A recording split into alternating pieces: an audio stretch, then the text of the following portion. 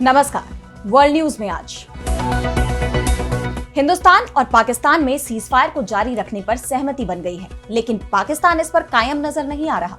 बीती रात जम्मू कश्मीर से लेकर राजस्थान तक कई सीमावर्ती इलाकों में ड्रोन दिखाई दिए।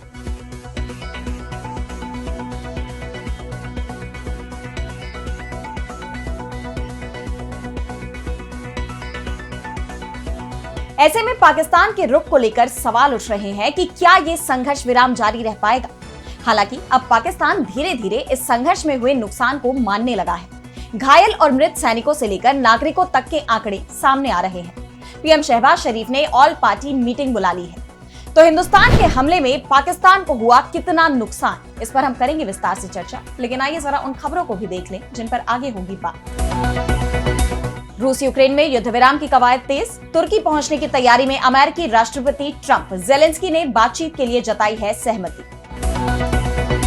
अमेरिकी राष्ट्रपति डोनाल्ड ट्रंप के मिडिल ईस्ट दौरे के बीच हमास ने अमेरिकी बंधक को किया रिहा। यूएई को अमेरिका से मिला बड़ा पैकेज।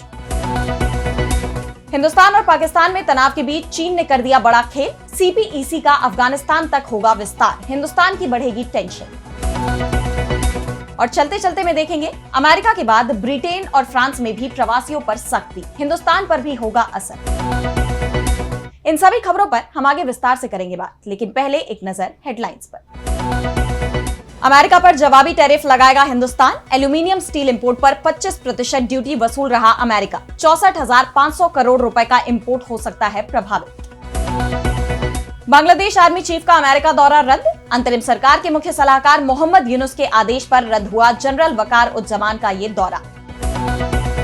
ईरान के परमाणु कार्यक्रम को लेकर अमेरिकी व ईरानी प्रतिनिधियों के बीच चौथे दौर की बैठक। दोनों पक्षों ने अगले दौर की बैठक के लिए जताई सहमति। ब्रिटिश पीएम कीयर स्टारमर के लंदन वाले घर में लगी आग। आतंकी घटना के नजरिए से जांच। एक शख्स को किया गया गिरफ्तार। तो हिंदुस्तान और पाकिस्तान के बीच सीजफायर हो चुका है, लेकिन पाकिस्तान बाज आता नहीं दिख रहा।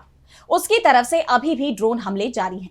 पाकिस्तान की तरफ से जम्मू कश्मीर के उधमपुर एयरफोर्स स्टेशन को निशाना बनाने की कोशिश एक बार फिर की गई। सांबा, कठुआ और उधमपुर में भी ड्रोन हमले किए गए। तो अखनूर सेक्टर के परगवाल, रामगढ़ और आरएसपुरा में छोटे हथियारों से गोलियां चलाने की भी खबरें हैं। अखनूर, सांबा और कठुआ के कुछ इलाकों में पाकिस्तानी ड्रोनों का हमला उस वक्त शुरू हो गया जब हिंदुस्तान के प्रधानमंत्री ने राष्ट्र के नाम अपना संबोधन खत्म किया था। ड्रोन हमले के चलते जम्मू और अखनूर में ब्लैकआउट किया गया। राजस्थान और पंजाब में भी ड्रोन देखे जाने की खबरें लगातार आती रहीं, जिसके चलते एयरलाइन कंपनी एयर इंडिया ने भारत और पाकिस्तान बॉर्डर से सटे 8 शहरों में आने जाने वाली अपनी सभी फ्लाइट्स कैंसिल कर दी हैं। इनमें जम्मू, लेह, जोधपुर, अमृतसर, भुज, जामनगर, चंडीगढ़ और राजकोट शामिल हैं। इंडिगो ने भी 6 शहरों में सभी उड़ानें रद्द कर दी।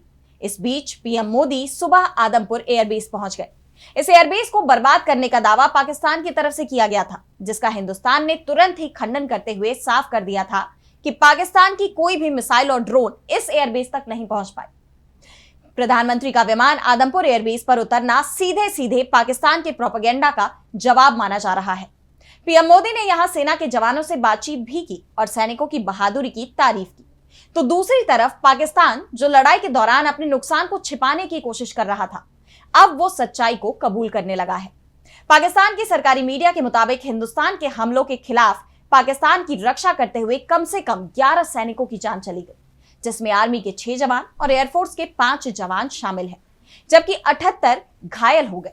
इसके अलावा हिंदुस्तानी हमले में 40 नागरिकों की भी जान गई है। वैसे ये कहा जा रहा है कि पाकिस्तान अभी भी अपने नुकसान को छिपाने की कोशिश कर रहा है। हिंदुस्तानी आर्मी की तरफ से दावा किया गया है कि उसने पाकिस्तान के 40 से ज्यादा जवान और आर्मी अधिकारियों को ढेर कर दिया है। वहीं दूसरी तरफ अमेरिका के राष्ट्रपति डोनाल्ड ट्रंप ने एक बार फिर यह दावा किया है कि हिंदुस्तान और पाकिस्तान के बीच सीज फायर उनके दबाव में हुआ। ट्रंप ने कहा कि मैंने दोनों ही देशों को धमकी दी थी कि अगर सीज फायर नहीं होता है तो वो दोनों ही देशों के साथ व्यापार बंद कर देंगे, जिसके बाद ये सीज फायर समझौता हुआ। पाकिस्तान ने तो ट्रंप के दावे पर तुरंत मुहर भी लगा दी और यहां तक दावा कर दिया कि सीजफायर पर आगे की बात किसी तीसरे देश में होगी, लेकिन हिंदुस्तान की तरफ से इससे साफ इनकार किया गया है। वैसे जिस तरह से सीजफायर होने के बाद भी पाकिस्तान की तरफ से लगातार इसका उल्लंघन हो रहा है, उसके बाद सवाल ये भी उठ रहे हैं कि ये सीजफायर ज्यादा दिनों तक नहीं चल पाएगा। सीज फायर को लेकर हिंदुस्तान में यह आशंका भी जताई जा रही है कि 4 दिन की लड़ाई में पाकिस्तान को जबरदस्त नुकसान हुआ था। उसके हमला करने की ताकत करीब खत्म होने को थी, इसलिए पाकिस्तान सीज फायर को तैयार हुआ और अब वो इस वक्त में खुद को संभालने की कोशिश कर सकता है और बाद में वो हमले का प्लान भी कर सकता है। वैसे दोनों ही देशों के डीजीएमओ के बीच बातचीत में सीज फायर को आगे बढ़ाने पर सहमति बनी है और साथ ही सैनिकों की संख्या भी घटाने को लेकर चर्चा हुई है। और अब बढ़ते हैं अगली खबर की तरफ, जहां हम बात करेंगे रूस और यूक्रेन के बीच बनती बात की। तो रूस और यूक्रेन के बीच 3 साल से चली आ रही जंग के अब रुकने की उम्मीद जग उठी है। रूसी राष्ट्रपति व्लादिमीर पुतिन की बिना शर्त बातचीत की पेशकश को यूक्रेन ने मंजूर कर लिया है और अब व्लादिमीर पुतिन और यूक्रेन के राष्ट्रपति वोलोदिमीर ज़ेलेंस्की 15 मई को तुर्की के शहर इस्तांबुल में मुलाकात करने की तैयारी में है। अगर दोनों ही देशों के बीच ये समझौता हो जाता है तो 3 साल लंबे वक्त से चल रहा ये सैन्य संघर्ष, जिससे पूरा यूरोप प्रभावित हो रहा है, वो थम जाएगा। इस बीच खबर यह भी आ रही है कि अमेरिका के राष्ट्रपति डोनाल्ड ट्रंप भी इस दौरान तुर्की पहुंच रहे हैं। ट्रंप शुरुआत से ही दावा करते रहे हैं कि वो रूस और यूक्रेन के बीच चल रहे युद्ध को रुकवा देंगे। अमेरिकी राष्ट्रपति की तरफ से इसे लेकर कोशिशें तो की गई, लेकिन कोई भी कामयाबी नहीं मिल पाई। हाँ, ट्रंप इस दौरान ज़ेलेंस्की को झुकाने में जरूर कामयाब हो गए। अमेरिकी सैन्य मदद देने के बदले यूक्रेन से बहुमूल्य खनिजों को लेकर डील कर ली। ट्रंप के दबाव में ज़ेलेंस्की ने तो सरेंडर कर दिया, लेकिन पुतिन ट्रंप के दबाव में नहीं आए और शुरुआत से ही ये साफ कर दिया था कि पश्चिम की तरफ से रखी जा रही किसी भी शर्त को वो मानने के लिए तैयार नहीं है। बातचीत करेंगे तो या तो रूस का हित ध्यान में रखते हुए करेंगे या फिर ये बातचीत बिना किसी शर्त के होगी। और अब पुतिन की तरफ से बिना शर्त बातचीत की पेशकश की गई है, तो ट्रंप भी तुर्की पहुंचने की तैयारी कर रहे हैं। तुर्की में ट्रंप ज़ेलेंस्की और पुतिन दोनों से मुलाकात कर सकते हैं और दावे तो यहां तक किए जा रहे हैं कि 15 मई को होने वाली बैठक में पुतिन, ज़ेलेंस्की और ट्रंप तीनों ही शामिल हो सकते हैं। दरअसल 9 मई को रूस की विक्ट्री डे परेड के समय पुतिन ने 3 दिन के सीज फायर का प्रस्ताव दिया था, जिसे ज़ेलेंस्की ने नामंजूर कर दिया था। ज़ेलेंस्की 1 महीने के सीज फायर की डिमांड कर रहे थे और अब यह माना जा रहा है कि तुर्की में होने वाली बैठक में लंबे समय तक सीज फायर को लेकर सहमति बन सकती है। अब सभी की निगाहें पुतिन, ट्रंप और ज़ेलेंस्की की इस मुलाकात पर टिकी हुई हैं कि क्या रूस और यूक्रेन के बीच चल रहा ये युद्ध थम जाएगा। युद्ध को लेकर जो सवाल पहले दिन से पुतिन ने उठाए थे, उनका जवाब रूस को मिल जाएगा। वैसे ये तय माना जा रहा है कि इस लड़ाई का अंत तभी होगा जब समझौता पुतिन की मर्जी के मुताबिक होगा। और अब अगली खबर में बात करेंगे ट्रंप के मिडिल ईस्ट दौरे की। तो अमेरिकी राष्ट्रपति डोनाल्ड ट्रंप ने कहा है कि 15 मई को वो तुर्की में रूसी राष्ट्रपति पुतिन और यूक्रेन के राष्ट्रपति ज़ेलेंस्की के बीच होने वाली शांति वार्ता का हिस्सा बनेंगे। इसके अलावा वो मिडिल ईस्ट के 3 और देशों का दौरा करेंगे। ट्रंप पहले सऊदी अरब पहुंचेंगे, उसके बाद कतर जाएंगे और फिर संयुक्त अरब अमीरात यानी यूएई की यात्रा करेंगे। ट्रंप का ये दौरा काफी अहम माना जा रहा है, क्योंकि इस दौरान वो इजराइल हमास युद्ध विराम वार्ता, तेल, व्यापार, निवेश सौदे और उन्नत सेमीकंडक्टर निर्यात और परमाणु कार्यक्रमों के क्षेत्रों में संभावित घोषणाओं पर चर्चा करेंगे। डोनाल्ड ट्रंप लंबे वक्त से गजा में युद्ध रुकवाने की बात कह रहे हैं। ऐसे में अब सबकी नजरें ट्रंप पर है, क्योंकि गजा का हाल पहले से भी बुरा होता जा रहा है। इजरायली हमलों में गजा पूरी तरह से तबाह हो गया है और अब तो गजा निवासी दाने दाने के लिए तरस रहे हैं। ऐसे में हालात की गंभीरता को देखते हुए हमास ने आखिरी जिंदा बचे अमेरिकी बंधक ईडन अलेक्जेंडर को रिहा कर दिया है। 21 साल के ईडन गजा की सीमा पर इजरायली सेना में थे। उन्हें 7 अक्टूबर 2023 को हमास ने पकड़ लिया, लेकिन अब ट्रंप के दौरे के बीच हमास ने उन्हें रिहा कर दिया है। इस रिहाई के लिए इजरायल ने गजा में अपने सैन्य अभियान को कुछ घंटों के लिए रोक दिया। हमास के एक अधिकारी का कहना है कि यह रिहाई सद्भावना के तौर पर की गई है। ये एक नए युद्ध विराम समझौते पर पहुंचने की कोशिशों का हिस्सा थी। इससे पहले अमेरिका ने गजा में निरस्त्रीकरण की अपनी मांग को वापस ले लिया था, जिसे इजरायल के लिए झटके के तौर पर देखा जा रहा था।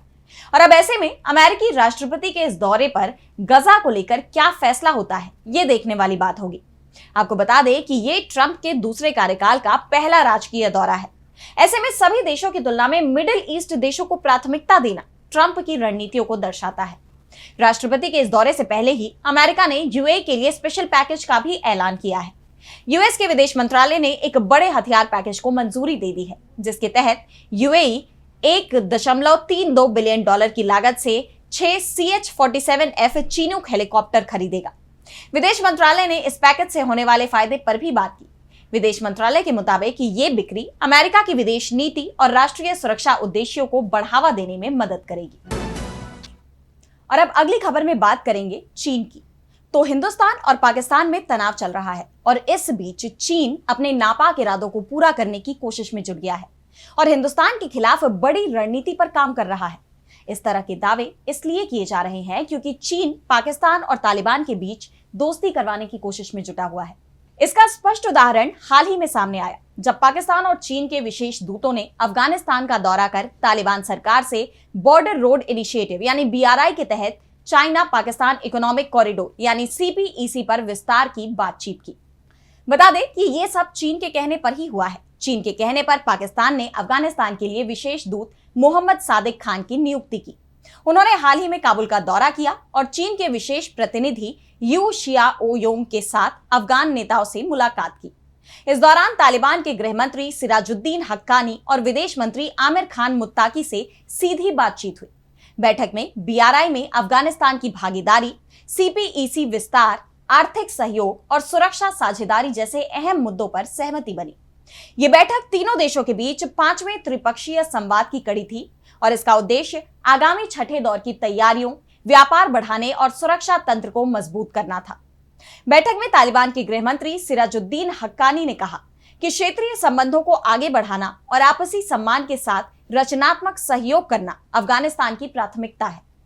अब इस खबर ने हिंदुस्तान के लिए चिंता बढ़ा दी है क्योंकि CPEC पहले से ही हिंदुस्तान के लिए जियोपॉलिटिकल चुनौती रहा है। पाक अधिकृत कश्मीर से होकर यह गुजरता है और अब इसका विस्तार अफगानिस्तान तक हो रहा है। इसकी जानकारी पाक दूत मोहम्मद सादिक ने दी। उन्होंने बताया कि तीनों देश CPEC को अफगानिस्तान तक विस्तारित करने पर सहमत हुए हैं। इसके लिए वाणिज्यिक सहयोग और निवेश के नए अवसर तलाश रहे हैं। सुरक्षा सहयोग को रणनीतिक साझेदारी में बदलने की दिशा में बढ़ रहे हैं। अब ये समझते हैं कि इस बैठक से हिंदुस्तान पर क्या असर पड़ सकता है। तो बता दें कि CPEC का अफगानिस्तान तक विस्तार हिंदुस्तान को पश्चिमी सीमा पर और ज्यादा कूटनीतिक रूप से अलग थलग करने की कोशिश मानी जा सकती है। तालिबान की चीन और पाकिस्तान के करीबी जाती नीति हिंदुस्तान के साथ उसके ऐतिहासिक और सांस्कृतिक रिश्तों को कमजोर कर सकती है। सिराजुद्दीन हक्कानी जैसे चरमपंथी नेतृत्व के साथ हुए इस बैठक के बाद यह आशंका बढ़ जाती है कि CPEC जैसे प्रोजेक्ट्स आतंकी नेटवर्क के लिए आवरण भी बन सकते हैं। BRI को अफगानिस्तान में स्थापित करना चीन को मध्य एशिया के प्राकृतिक संसाधनों तक सीधा रास्ता देगा, जहां हिंदुस्तान की मौजूदगी सीमित है। और अब चलते चलते में बात करेंगे ब्रिटेन से लेकर फ्रांस और जर्मनी में बढ़ रही प्रवासियों पर सख्ती की। तो प्रवासियों का मुद्दा एक बार फिर सुर्खियों में बना हुआ है। हर तरफ इसकी चर्चा हो रही है। अमेरिका का राष्ट्रपति बनते ही डोनाल्ड ट्रंप लगातार प्रवासियों पर एक के बाद एक एक्शन ले रहे हैं और अब ब्रिटेन से लेकर फ्रांस और जर्मनी भी उनकी ही राह पर चलते दिखाई दे रहे हैं। ब्रिटेन के PM कीयर स्टामर ने माइग्रेशन को लेकर जारी व्हाइट पेपर में देश की शरणार्थी और प्रवासी नीति सख्त बनाने की घोषणा की है। लेबर पार्टी के नेता स्टामर ने व्हाइट पेपर जारी करते हुए ऐलान किया है कि वो मुक्त बाजार के दौर की खुली सीमाओं के विफल प्रयोग को खत्म कर रहे हैं। स्टामर सरकार ये श्वेत पत्र ऐसे वक्त में लेकर आई है जब जून 2023 को खत्म होने वाले साल में ब्रिटेन में प्रवासियों की संख्या 10 लाख से ज्यादा तक पहुंच गई। ये संख्या 2019 में देखे गए प्रवासी स्तरों से 4 गुना ज्यादा है। ब्रिटेन के अलावा फ्रांस और जर्मनी में भी सख्ती बढ़ती जा रही है। फ्रांस के गृह मंत्री ब्रूनो रेटेलो ने फ्रेंच नागरिकता प्राप्त करने में सख्ती की सिफारिशें जारी की हैं। नई सिफारिशों के मुताबिक फ्रांस में निवास के 5 सालों तक निवास के वैध दस्तावेज होने के बावजूद अवैध आव्रजन इतिहास के आधार पर किसी भी प्रवासी की नागरिकता अस्वीकार की जा सकती है। वहीं जर्मनी में नए चांसलर फ्रेडरिक मर्ज की प्राथमिकता प्रवासियों के अवैध घुसपैठ पर रोक लगाना बना हुआ है। जर्मनी में मंथन हो रहा है कि देश की सीमाओं पर सख्ती के लिए आपातकाल लगाया जा सकता है। यूरोपीय देशों में प्रवासियों का मामला गर्माता जा रहा है। तो आज इस वर्ल्ड बुलेटिन में इतना ही। देश दुनिया की तमाम बड़ी खबरों के लिए बने रहिए DB लाइव के साथ और मुझे दीजिए इजाजत। नमस्कार।